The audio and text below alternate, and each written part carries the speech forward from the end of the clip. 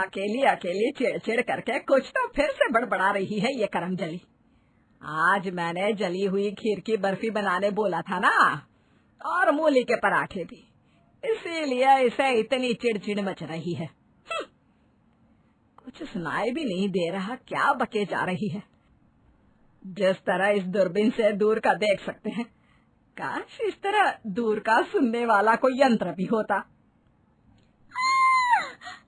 हे मेरे पहाड़ी वाले बाबा, अब कौन सी आफत आ गई। अरे क्या हुआ, क्यों चिल्ला रही है? दिन दहाड़े कौन सा भूत देख लिया तूने? कुछ नहीं सासू माँ, वो दरअसल एक छिपकली थी, मोटी और लंबी, लेकिन अब वो चली गई खिड़की के बाहर। हे भगवान, न जाने क्या होगा इस कलयुग की पीढ़ी का।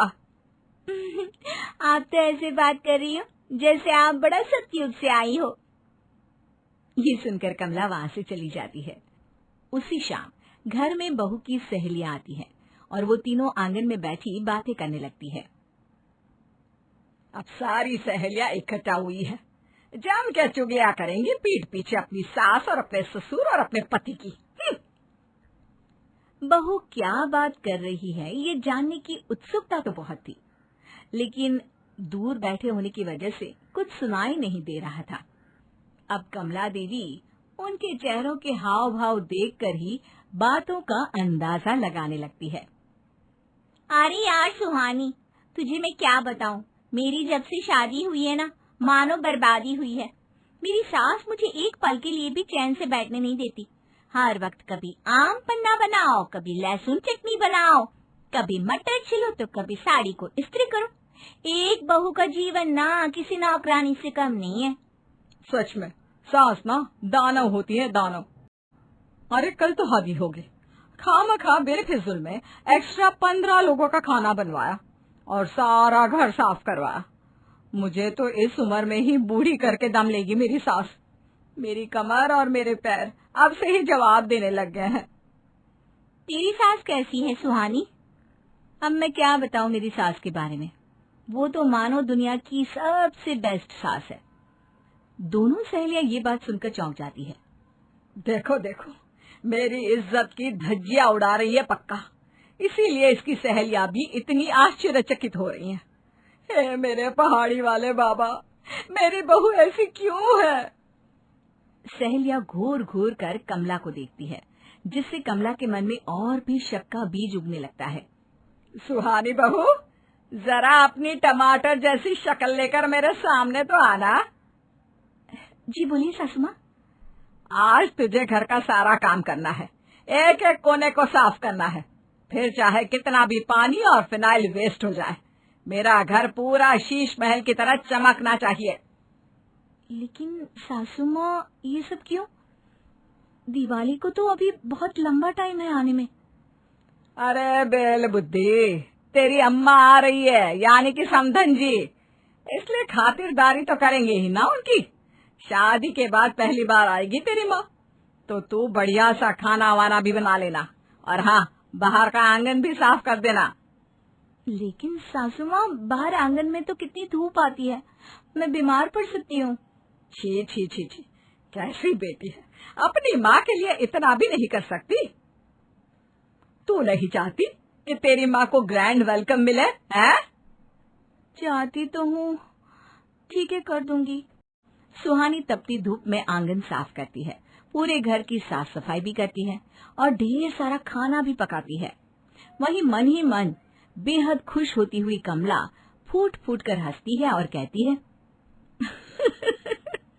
और कर बुराइया, बुरी सोच वाली बहू, तेरा मुंह काला। इसे क्या लगा, क्या मैं कोई ऐरी गहरी नत्थू गहरी सास हूँ? हाँ।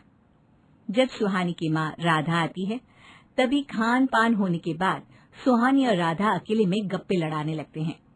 वहाँ फिर से कमला पहुँच जाती है चुपके से बातें सुनने के लिए।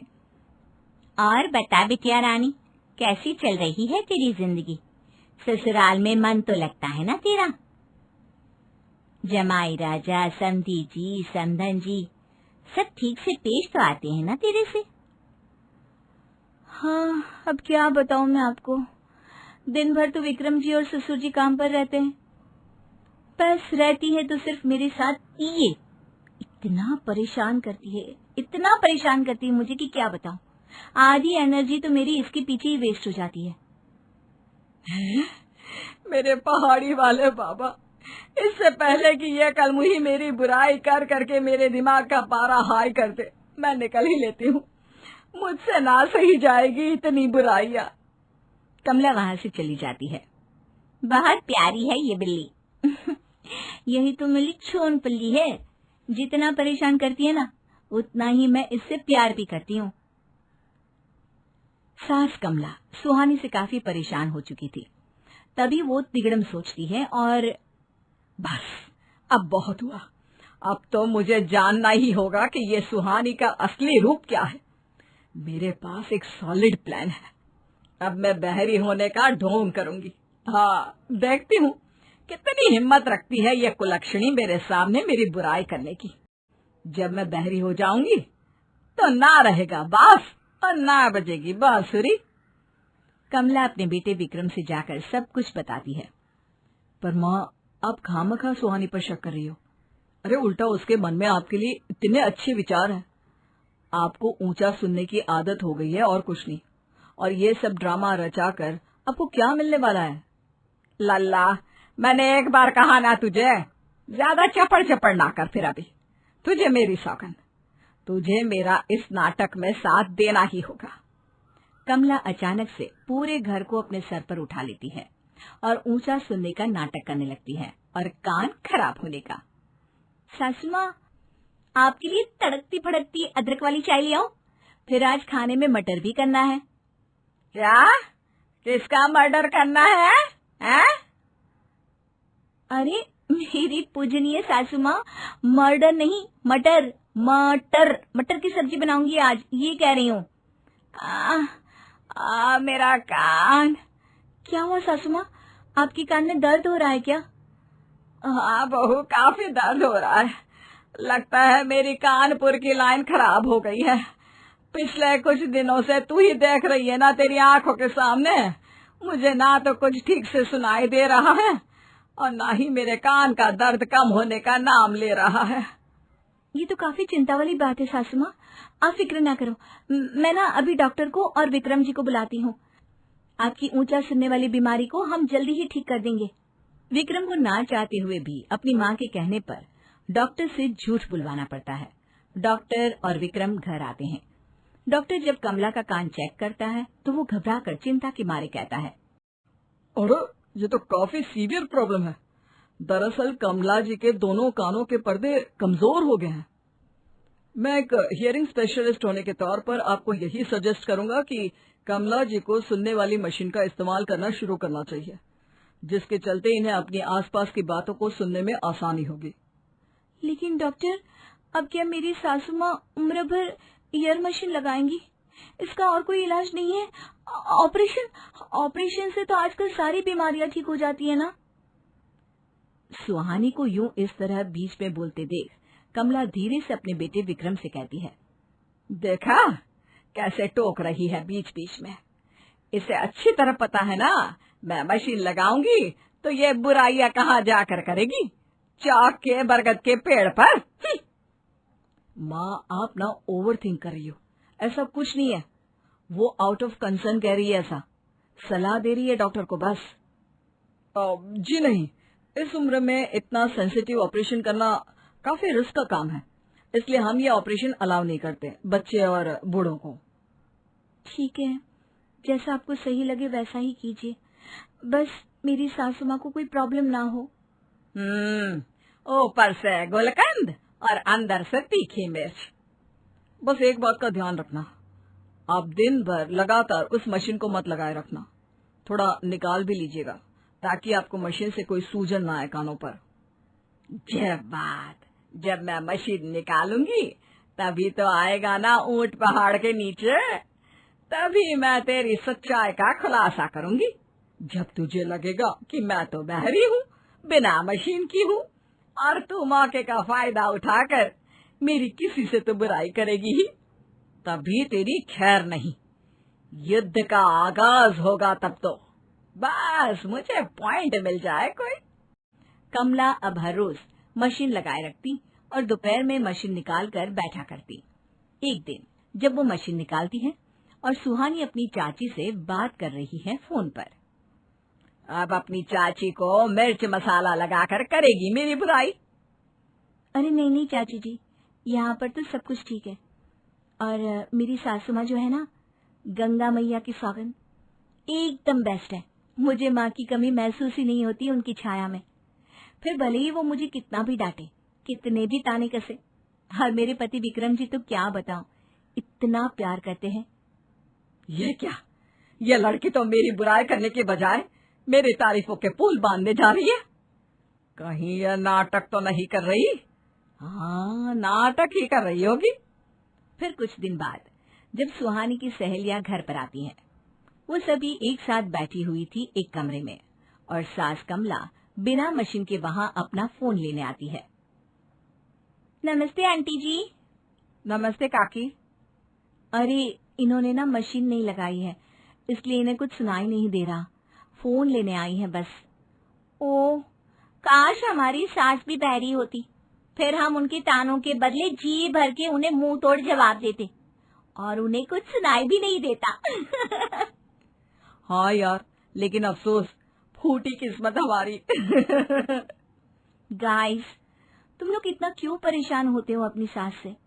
सास बहू जैसा पावन रिश्ता इस दुनिया में और कोई नहीं है। मेरी सास तो मेरी दूसरी माँ है। हमें हमारी सास का हमेशा सम्मान करना चाहिए।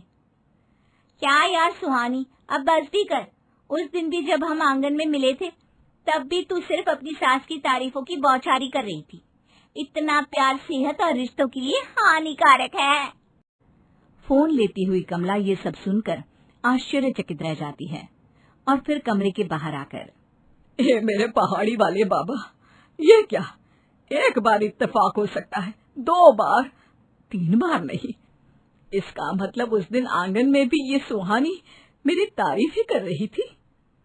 वहाँ ऑफिस में परेशान हो रहा विक्रम ये सोचता है, कहीं माँ सच तो नहीं कह रही।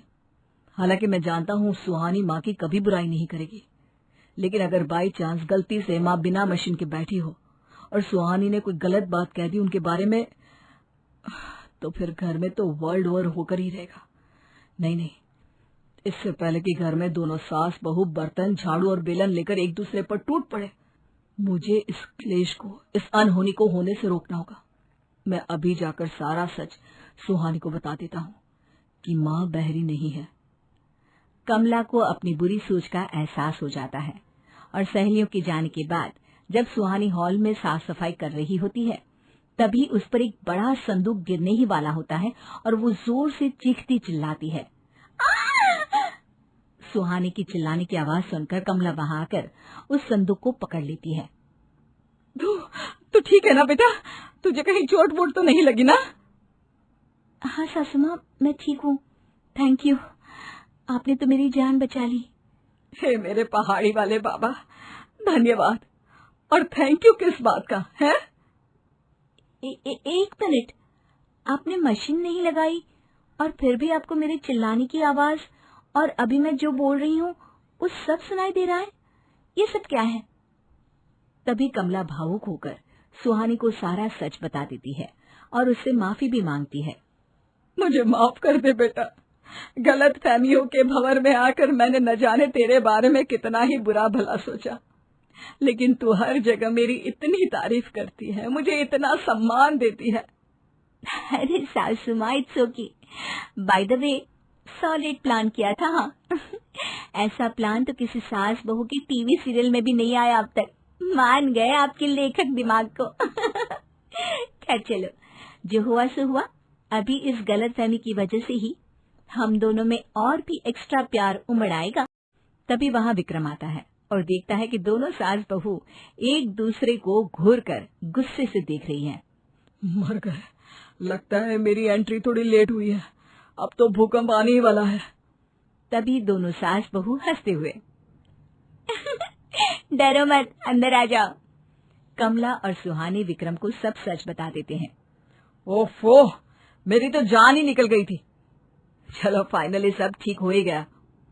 इसी बात पे एक तगड़ी टाइट झप्पी दे दे। ऑफ कोर्स सासू माँ। कमला और सुहानी दोनों के बीच सुलह हो जाती है और दोनों एक दूसरे को गले लगा लेते हैं और फिर माँ बेटी की तरह साथ साथ खुशी से रहने लगते हैं। आकाश की आंखों में आंसू आ गए। रात का समय था। प्रिया और दर्शन अपने कमरे में थे। सुनो जी, अब तो हाथ हो गई। बच्चों का मजाक बन रहा है स्कूल में। और तो मैं क्या करूं? माँ को समझाओ तुम। अरे समझाना तुम्हारा काम है, मैं तो बहू हूं, कितना बोलूं? देखो प्रिया, माँ की भावनाएं जुड़ी हैं इस घर से। और मेरी क्या? मेरे तो रोज सर पर पपड़ी गिरती रहती है। किचन में काम करते हुए भी डर लगता है। कभी दरवाजा हिलता है, कभी छत से आवाज आती है।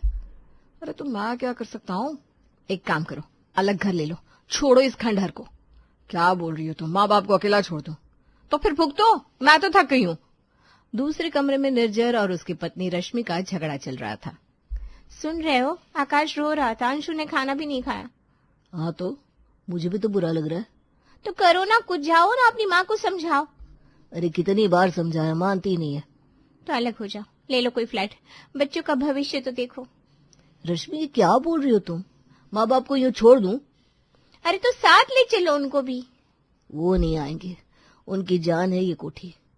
तो फिर बच्चों के साथ अन्याय तो मत करो। कल अंशु की गर्लफ्रेंड पूछ रही थी कि कहाँ रहते हो, बेचारा झूठ पर झूठ बोले जा रहा था। देखो ये सब इतना आसान नहीं है। अलग घर लेने के लिए पैसे चाहिए। हाँ तो है ना, दोनों भाई मिलकर ले लो कोई अच्छा सा फ्लैट। अरे दर्शन भैया की भी अपनी प्रॉब्लम्स है, उनके बिजनेस में घाटा चल रहा है। तो क्या हम यूं ही इस टूटे फूटे घर में रहते रहेंगे? पता नहीं, पापा से बात करता हूँ कल। हाँ करो, वरना मैं अपने मायके चली जाऊंगी और बच्चों को भी ले जाऊंगी। अरे पर रश्मि ने करवट ली और चुप हो गई। निर्जर सोचता रहा। दूसरी तरफ प्रिया भी रो रही थी। दर्शन परेशान बैठा था। पूरे घर में तनाव था। बस जानकी और राम बाबू बेखबर सो रहे थे। सुबह की चाय के साथ राम बाबू और जानकी छत पर बैठे थे। पुरानी खटिया पर दोनों चुपचाप थे। जानती हो जानकी, कल रात नींद ही नहीं आई। मुझे भी नहीं आई, बच्चों की बातें सुन रही थी।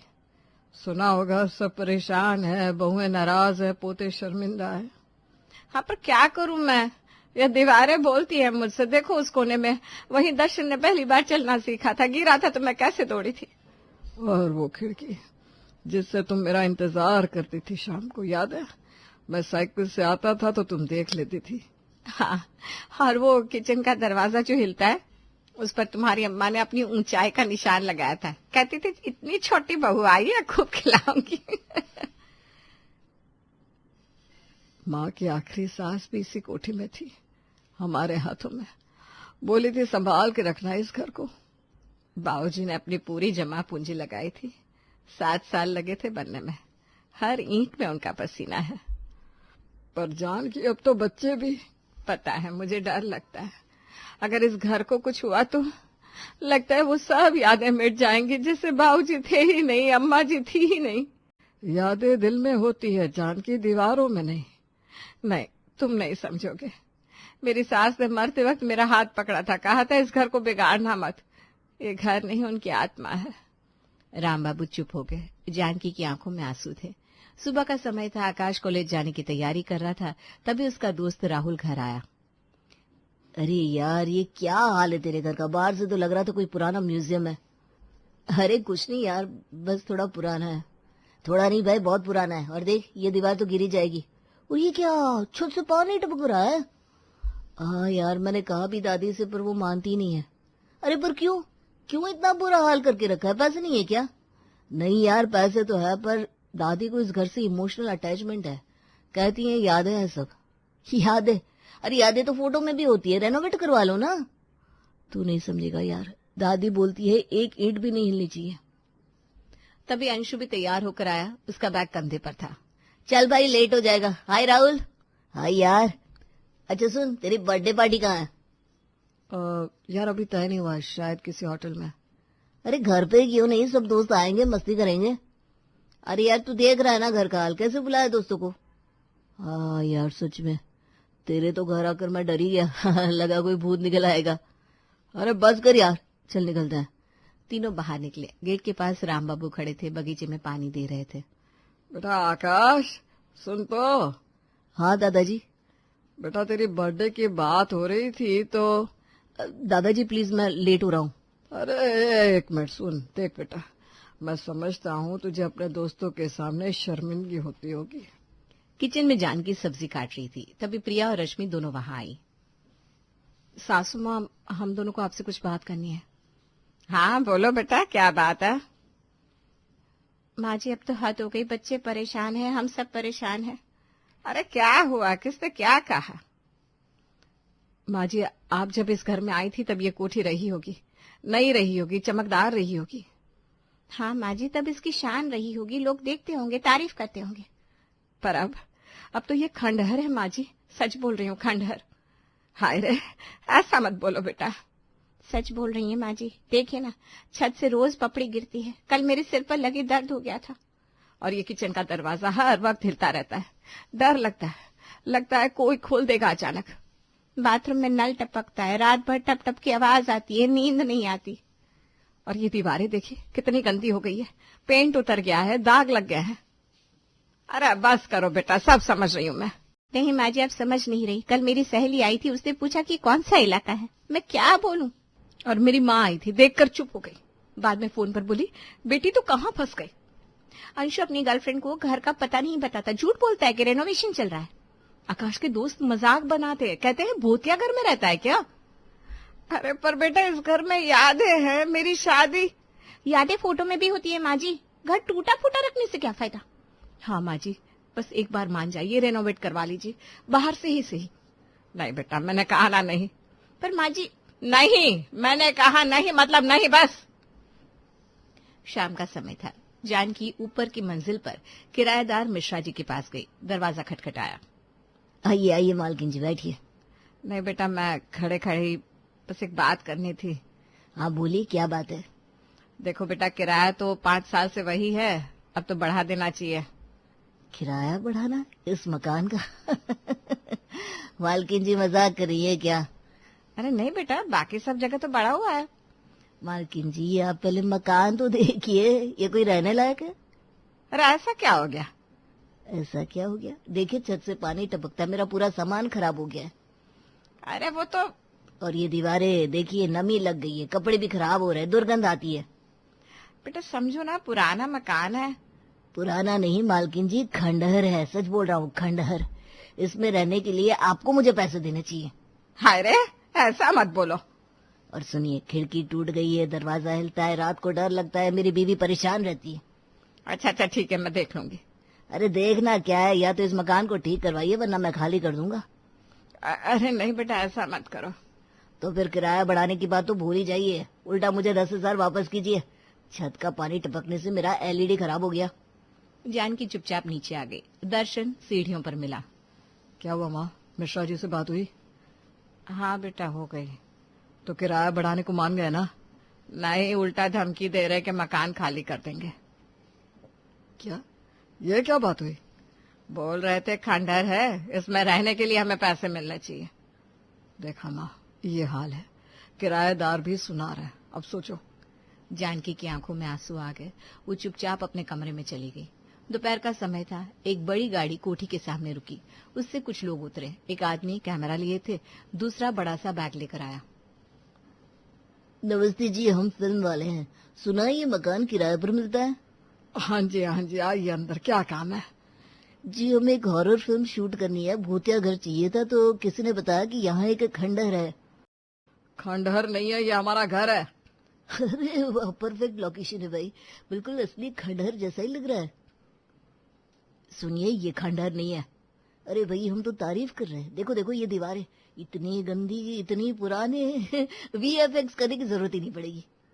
और ये छत, वाह, पपड़ी भी गिर रही है, परफेक्ट है, बिल्कुल डरावना। और ये दरवाजा देखो कैसे हिल रहा है, लगता है कोई भूत खोल देगा। सुनिए, ये मेरा घर है, मजाक मत बनाइए। अरे मजाक नहीं, सच्ची बोल रहा हूँ, मैंने इतना अच्छा भूतिया घर नहीं देखा, असली लग रहा है। हाँ जी, हमें तो ऐसा ही चाहिए था, जहाँ देखते ही डर लगे। और ये घर तो बस एकदम परफेक्ट। लोग देखेंगे तो कहेंगे वाकई में भूत रहते होंगे यहाँ। बस कीजिए, बहुत हो गया। अरे क्या हुआ, हम तो बस लोकेशन देख रहे हैं। और वो ये खिड़कियां टूटी हुई, वाह वाह वाह, और जाला भी लगाया कोने में। और बाहर का गेट एकदम टेढ़ा मेढ़ा है, सीन में ना बिल्कुल फिट बैठेगा। बस बहुत हो गया, आप लोग निकलिए यहाँ से। अरे क्यों भाई, हम तो किराया देंगे अच्छा खासा। हमें नहीं देना किराया पर, आप जाइए। अरे पर क्यों, देखो ना, हम 15 दिन की शूटिंग करेंगे, 50,000 दे देंगे। नहीं चाहिए हमें आपका पैसा, निकलिए यहाँ से। अरे पर निकलिए, हमने कहा अभी निकलिए। फिल्म वाले बाहर निकल गए। मैनेजर बाहर से ही चिल्लाया, अरे इतना गुस्सा क्यों कर रहे हो, हम तो सच बोल रहे थे, खंडहरी तो है।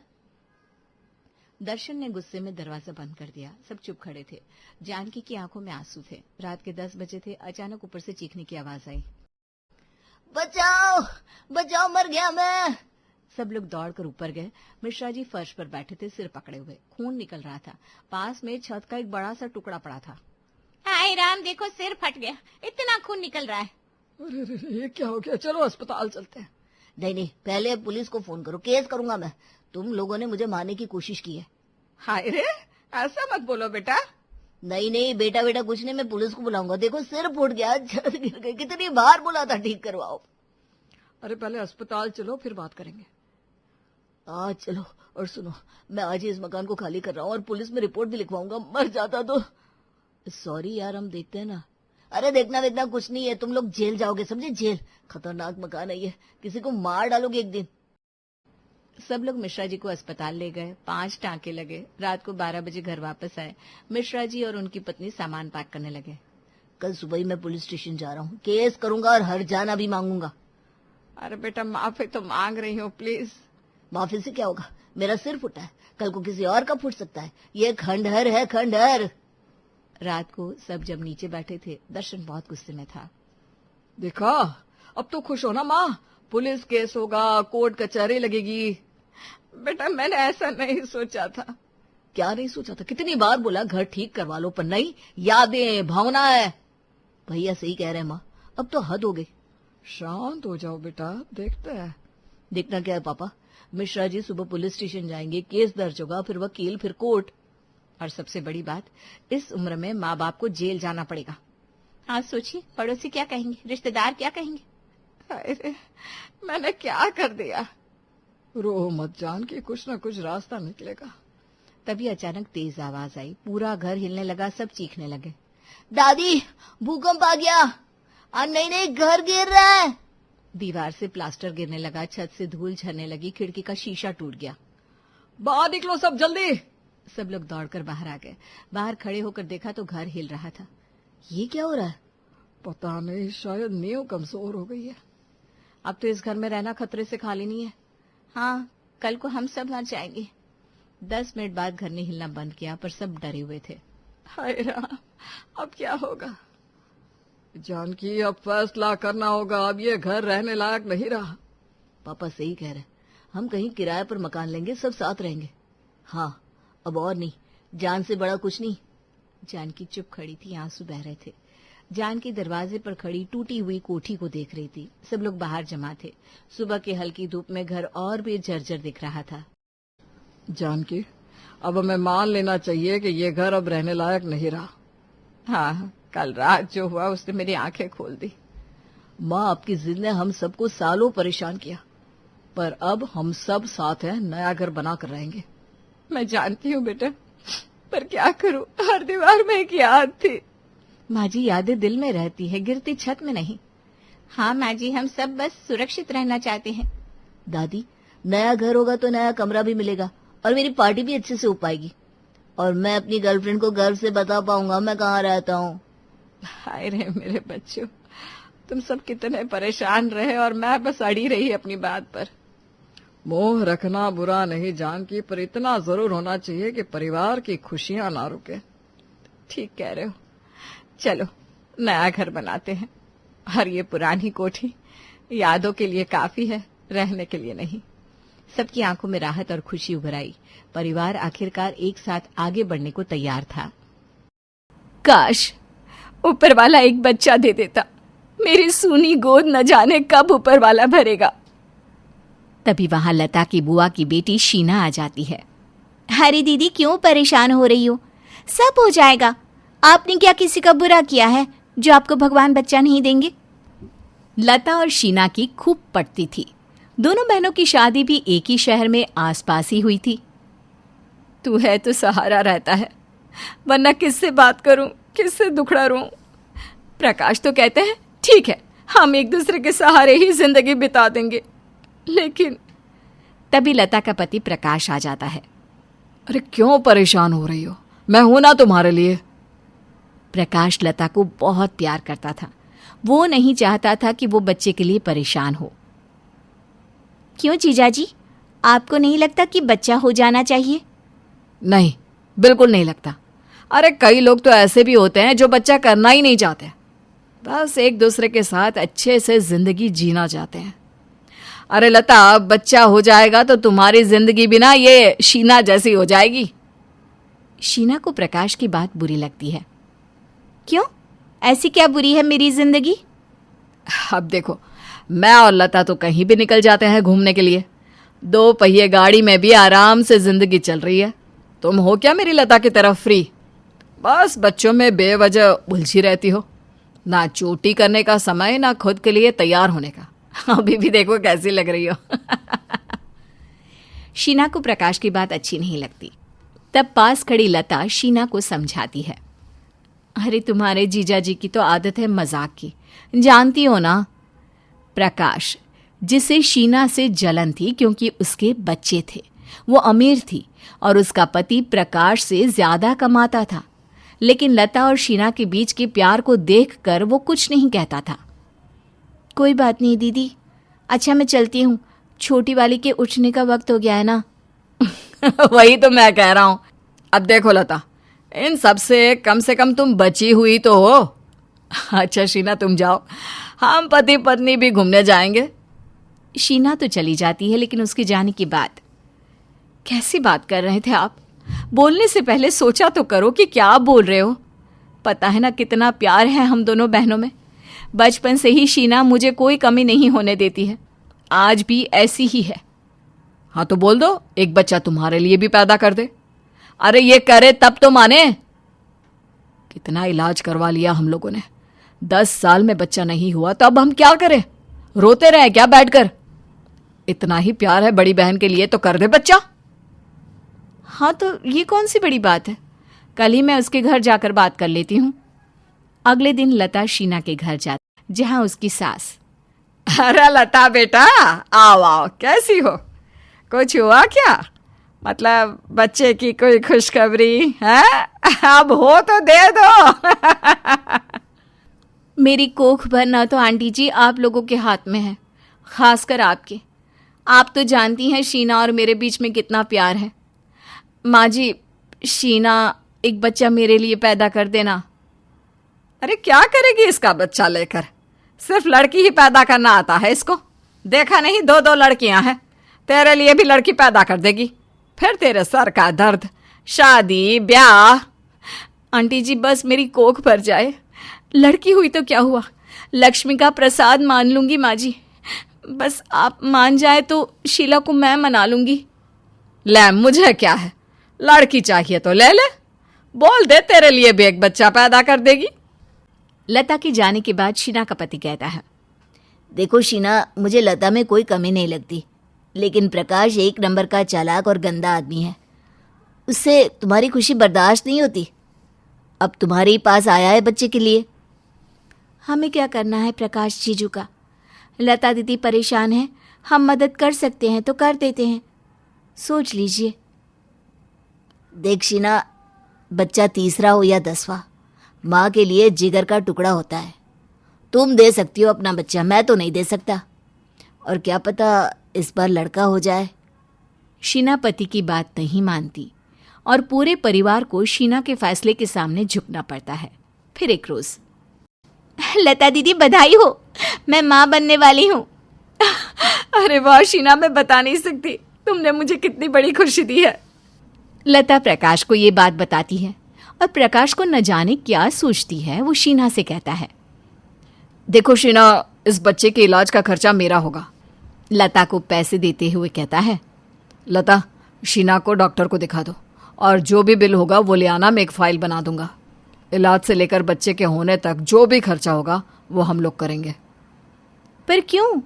मेरे पास पैसे की कमी नहीं है और अरुण को ये बात पसंद नहीं आएगी जीजाजी। आप लोगों को स्वस्थ बच्चा देने की जिम्मेदारी ली है तो हम दे देंगे।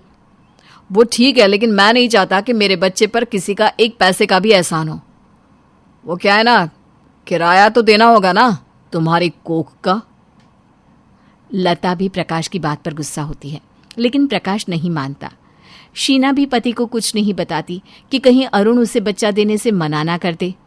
लता दीदी, मन में एक बात है। अरे तू कोई बात मन में ना रख, खूब आराम कर, खूब अच्छा खा। टेंशन लेगी तो बच्चे पर असर होगा ना। शीना घर आती है। वो परेशान सी दिख रही थी तो सास समझ जाती है। देख शीना, कुछ बोल या ना बोल, लेकिन तुझे समझती हूं मैं। क्या हो गया, मुझसे भी छुपाएगी क्या? शीना जो सास को माँ का दर्जा देती थी, वो रो रो कर सारी बात बता देती है। सास को गुस्सा आ जाता है। ये क्या बात होती है? हम क्या इतने गए गुजरे हैं जो अपनी बहू का बच्चा डॉक्टर को नहीं दिखा सकते? माँ वो बोल रहे थे कि मेरी कोख किराए की है, जिसका किराया वो लोग दे रहे हैं। माँ जी, मुझे लग रहा है कि मैंने कोई गलत फैसला कर लिया है। लेकिन अब क्या करे? लता का मुंह देखकर शीना चुप रहती है। शीना को बच्चा होने में कुछ ही हफ्ते बाकी थे कि एक दिन प्रकाश एक वकील के साथ शीना के घर पहुंच जाता है। अरे प्रकाश जी, कैसे आना हुआ? साथ में वकील है तो कुछ लिखा पढ़ी का ही काम होगा ना अरुण। तभी शीना की सास भी आ जाती है। आंटी जी ये लीजिए, बादाम काजू शीना को दे दीजिएगा। और हाँ, कल से मैं एक नौकरानी रखवा दूंगा। वो क्या है ना, अब से शीना काम नहीं करेगी। बेटा, मेरी बहू क्या करेगी और क्या नहीं, इसकी तू चिंता ना कर, और सीधी बात बता के क्या करने आया है। प्रकाश से पहली बार किसी ने टेढ़ी बात की थी। जी, मैं भी बात को ज्यादा फैलाना नहीं चाहता हूँ। वो क्या है ना, वकील साहब ने पेपर बनाया है, आप लोगों को साइन करना है बस। क्यों प्रकाश, क्या हम पढ़े लिखे नहीं है जो सिर्फ साइन कर दे? क्या लिखा है इसमें? लाओ, दो मुझे पेपर। अरुण वकील के हाथ से लेकर पेपर पढ़ता है, जिसमें लिखा होता है कि शीना के बच्चे को वो कानूनी रूप से अपना रहा है, और कल को कहीं शीना या अरुण उस बच्चे पर हक जमाए तो वो बच्चा उन्हें नहीं मिल सकता। अरे क्या लिखा है, बताएगा भी?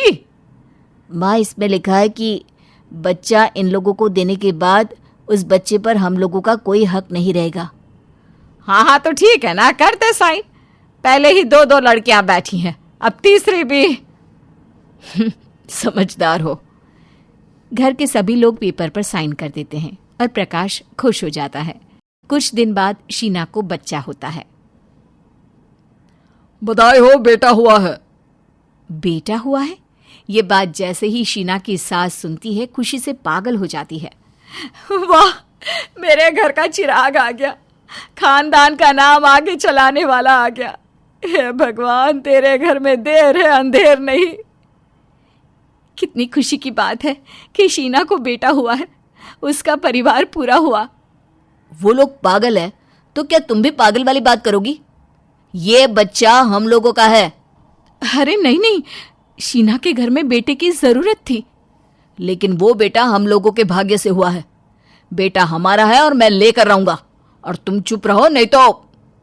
लता पति के सामने कुछ नहीं बोलती। प्रकाश शीना के कमरे में जाता है, जहां उसका सारा परिवार होता है। देखो तो मैं अपने बच्चे को। लता को बुला लीजिए। अरुण, पता है, वो तो भगवान के सामने ही आंख बंद करके बैठी है, उसे तो पता भी नहीं कि उसका बच्चा आ गया है। लाओ, दो जरा मेरा बच्चा। सास कुछ कहती कि लता आ जाती है। दीदी, आपका बच्चा कैसा है? अरे कैसा आपका बच्चा शीना? लड़का है, मेरे घर में लड़का नहीं है, मैं नहीं दे सकती बेटा। अरुण और शीना माँ को समझाते कि उसके पहले ही प्रकाश बोल देता है। कैसी बात कर दी आंटी, मैं भी कच्चा खिलाड़ी नहीं हूं। मैं जानता था कि तमाशा होगा, ड्रामा करेंगे आप, झूठे इमोशन वाला, इसीलिए तो मैंने पक्का काम किया था। प्रकाश पेपर दिखाता है, साथ ही वो फाइल भी सामने रख देता है जिसमें उसने सारे खर्चों का बिल लगाया था। ये क्या है? देख अरुण, इस आदमी ने 100 रुपए के फलों का भी बिल लगाया है। ये तो। तभी लता बोल पड़ती है। क्यों ना लगाए, किराया दिया है कोख का, एक एक पैसा हमारा था उस बच्चे के होने का। बेचारी शीना और उसका परिवार तो डर ही जाते हैं। वो कोर्ट कचहरी के चक्कर नहीं लगाना चाहते, सो लता शीना से बच्चा लेकर चली जाती है। अगले रोज, माँ मैं लता दीदी के घर जा रही हूँ बच्ची को दूध पिलाने। शुरू के दिनों में तो माँ का दूध बहुत ज़रूरी होता है ना। हाँ हाँ जा शीना। शीना लता के घर जाती है और लता अंदर से ही, क्या हुआ शीना, अभी तो तुम्हें आराम करना चाहिए, यहाँ क्या करने आई हो? दीदी वो बच्ची को दूध पिलाने और उसे देखने का भी मन था। नहीं नहीं, वो सो रहा है, हम लोगों ने ऊपर का दूध दे दिया है। जीजा जी एक बार बच्ची को देख लेने तो दीजिए, चुपचाप देखकर चली जाऊंगी। लेकिन लता और प्रकाश नहीं मानते। वो लोग दरवाज़ा नहीं खोलते। बाहर धूप और गर्मी में खड़ी शीना को चक्कर आता है और वो गिर जाती है।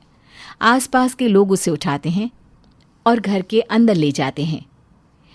अरे लता, ये तो तुम्हारी बहन है ना जिसका बच्चा तुम ले आई हो? ये तुम्हारे घर के सामने कब से खड़ी है, दरवाजा क्यों नहीं खोल रही थी? तभी अरुण और उसकी माँ भी आ जाते हैं। सास बच्चे को गोद में ले लेती है। लता दीदी, आपको देखकर हम लोगों ने ये फैसला लिया था कि आपकी कोख भर जाए, लेकिन प्रकाश जी इस लायक नहीं कि वो हमारा बच्चा पाले। और हाँ, कोर्ट के दरवाजे से बच्चा लिया था ना, तो अब वहीं से वापस भी लेकर दिखा देना। देश का कोई कानून ऐसा नहीं हो सकता जो माँ को अपने एक दिन के बच्चे से मिलने ना दे। नमस्ते।